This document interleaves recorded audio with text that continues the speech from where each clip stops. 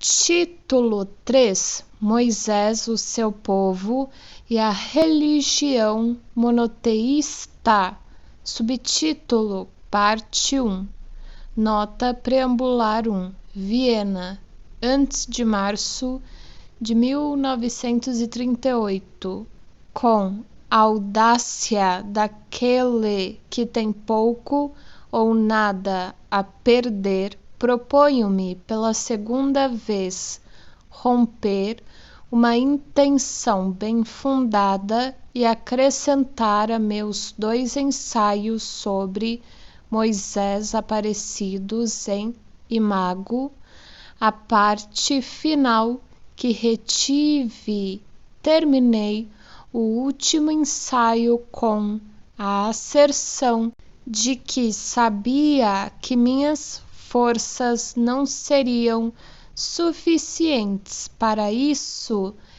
Quis significar naturalmente o debilitamento dos poderes criativos que acompanham a velhice, mas pensava também em outro obstáculo. Estamos vivendo num período especialmente marcante. Descobrimos, para nosso espanto, que o progresso aliou-se à barbárie na Rússia soviética. Dispuseram-se a melhor as condições de vida de algumas centenas de milhões de pessoas que eram mantidas firmemente em sujeição. Foram suficientemente precipitados para retirar-lhes o ópio da religião e avisados o bastante para conceder-lhes uma razoável quantidade de liberdade sexual. Ao mesmo tempo, porém, submeteram-nas à mais cruel coerção e despojaram-nas de qualquer possibilidade de pensamento. Com violência semelhante, o povo italiano está sendo treinado na organização e no sentido de dever. Sentimos como um alívio de uma apreensão opressiva quando vemos, no caso do povo alemão, que uma recaída numa barbárie quase pré-histórica pode ocorrer também sem estar ligada a quaisquer ideias progressistas. De qualquer modo, as coisas revelaram-se tais que atualmente as democracias conservadoras se tornaram as guardiãs do progresso cultural. E estranho é dizê-lo, é precisamente a instituição da Igreja Católica que ergue uma defesa poderosa contra a disseminação desse perigo à civilização. Travessão. A Igreja que até constituíra o incansável inimigo da liberdade de pensamento e dos progressos no sentido da descoberta da verdade. Estamos vivendo aqui num país católico sob a proteção dessa Igreja, incertos quanto ao tempo que essa proteção resistirá, mas enquanto durar, naturalmente hesitamos em fazer algo que estaria sujeito a despertar a hostilidade da Igreja. Não se trata de covardia, mas de prudência. O novo inimigo que desejamos evitar, servir, é mais perigoso do que o antigo com quem já havíamos aprendido a entrar em acordo. As pesquisas psicanalíticas que conduzimos são, em todo caso, encaradas com atenção suspeitosa pelo catolicismo. Não sustentarei que isso seja injusto. Se nosso trabalho nos leva a uma conclusão que reduz a religião a uma neurose da humanidade e explica seu enorme poder da mesma maneira que uma compulsão neurótica em nossos pacientes individuais, podemos estar certos de atrair o ressentimento de nossos poderes governantes sobre nós. Não que tenha algo a dizer que seja novo ou que não tenha dito claramente um quarto de século atrás, mas isso foi esquecido nesse interim e não poderia deixar de ter efeito se o repetisse hoje e o ilustrasse por um exemplo que oferece um padrão para todos os fundamentos religiosos. Conduziria provavelmente a sermos proibidos de exercer a psicanálise. Métodos violentos de repressão desse tipo não são, em verdade, de maneira alguma, estranhos à Igreja. O fato é, antes, que ela sente como invasão de seus privilégios alguém mais fazer uso desses métodos. Mas a psicanálise, que no decurso de minha longa vida foi a todas as partes, ainda não possui um lar que possa ser mais valioso que ela do que a cidade em que nasceu e se desenvolveu. Não apenas acho, mas sei que me deixarei ser dissuadido por esse segundo obstáculo, pelo perigo externo de publicar a última parte de meu estudo sobre Moisés.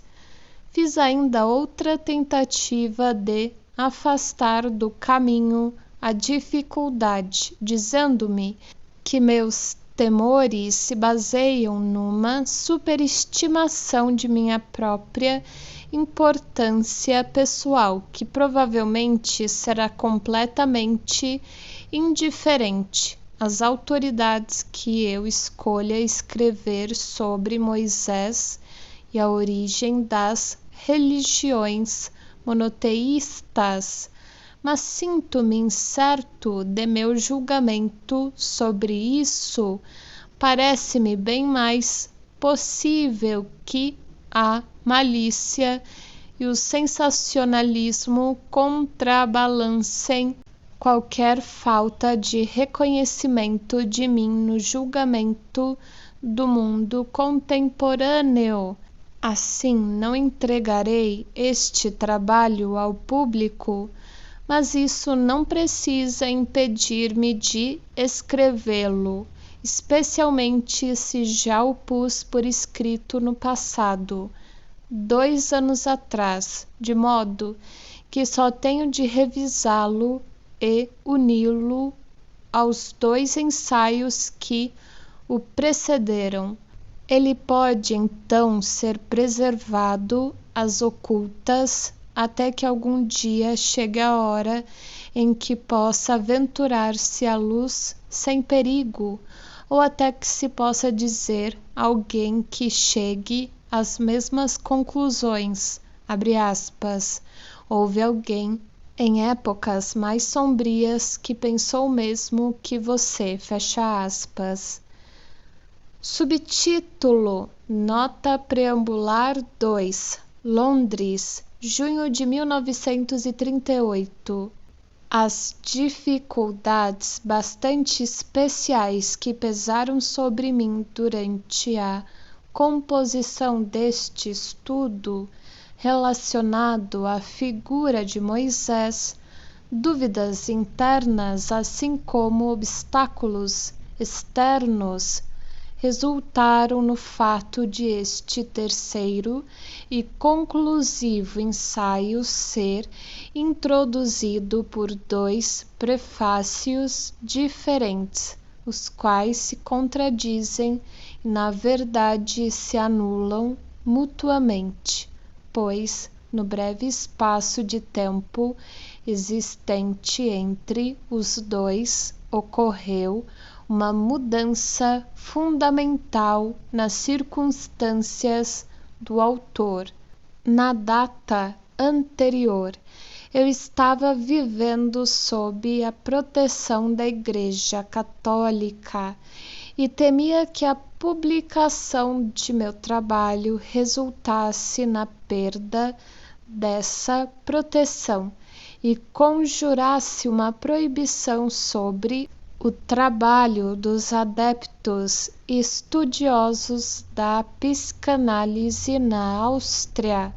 Então, subitamente veio a invasão alemã e o catolicismo mostrou ser, para empregar as palavras da Bíblia, uma cana quebrada, na certeza de que seria agora perseguido não apenas por minha linha de pensamento, mas também por minha raça, acompanhado por muitos de meus amigos, abandonei a cidade que, desde minha primeira infância, fora meu lar durante 78 anos.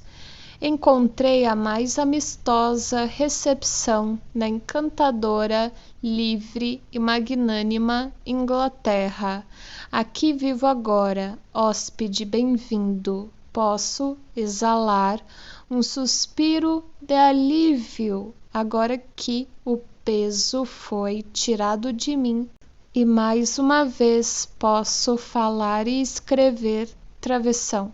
Quase disse, abre aspas, e pensar, fecha aspas, travessão. Como quero ou como devo, aventuro-me a apresentar ao público a última parte de minha obra.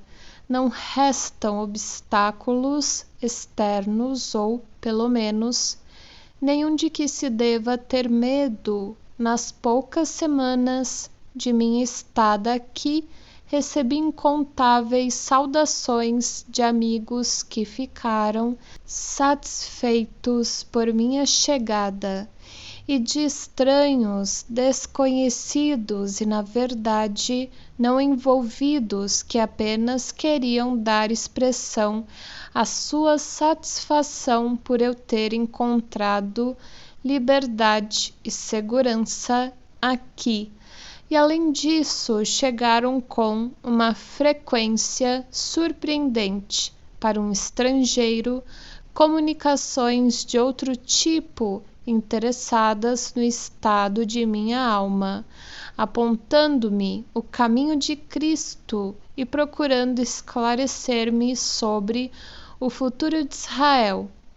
As boas pessoas que dessa maneira escrevem não podem ter sabido muito sobre mim, mas espero que, quando este trabalho sobre Moisés se torne conhecido em tradução entre meus novos compatriotas, serei privado em muito da simpatia que também um certo número de outras pessoas sente agora por mim.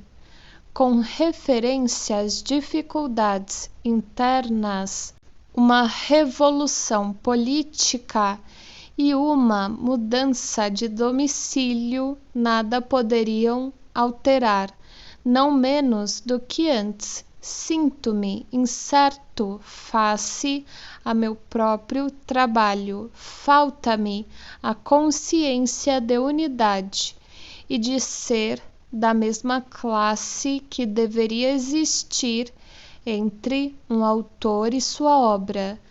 Não é como se houvesse ausência de convicção na correção de minha conclusão.